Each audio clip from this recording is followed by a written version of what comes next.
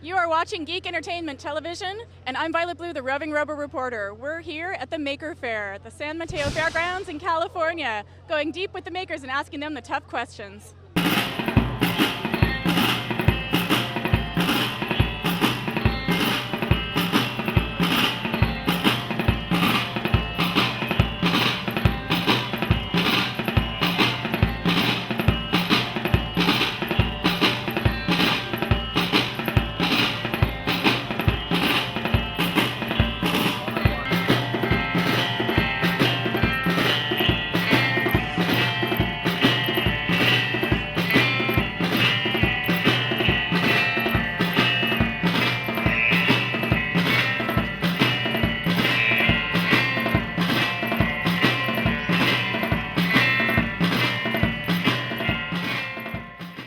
So what we have going on here is piles of junk that people can take apart, and we encourage people to build their own things out of them. So in contrast to the other workshops, where people have a specific project or a specific goal that they make, and a specific set of parts that they make that thing out of, ours is much more ambiguous, much more freeform.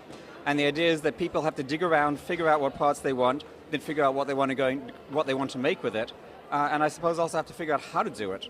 So it's sort of a maker free-for-all. Yeah, that's a good way to put it. Make a free-for-all. Okay. And what kind of things do you have available for people to sort of paw through and try to put together and make things with? We have a great range of supplies from the Alameda County Computer Recycling Center.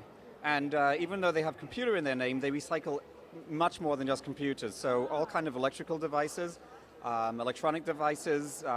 We've had everything from an iron to a coffee maker to high-tech computer equipment, medical equipment. Wow.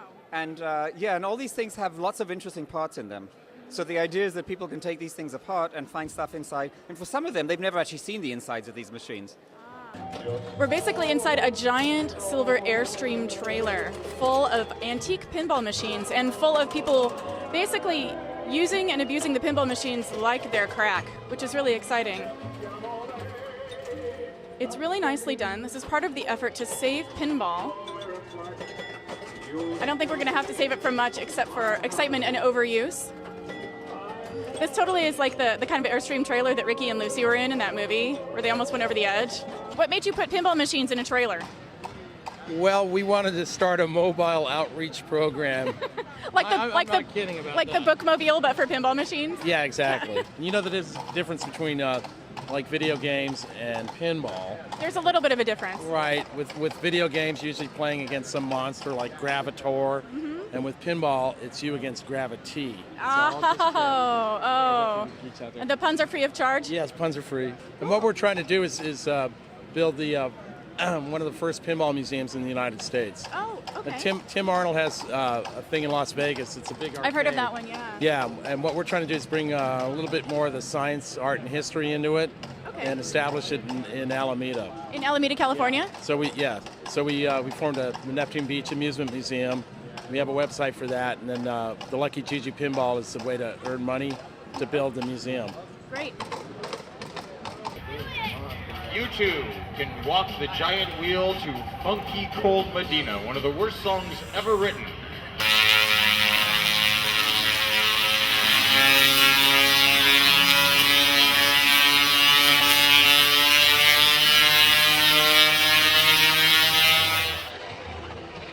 Here we are at the Power Tool Drag Races, which is the Indy 500 for geeks, their power tools, and any way they can make them race each other.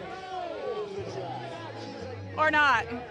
This is a competitive event where people come and bring modified power tools, modified blenders, mixers, skateboards, vibrators, pretty much anything they can make go on this track to compete in different size classes and weight classes. I have no idea what the prizes are. They may just range from beer to beer. A lot of big kids getting together and having a lot of fun.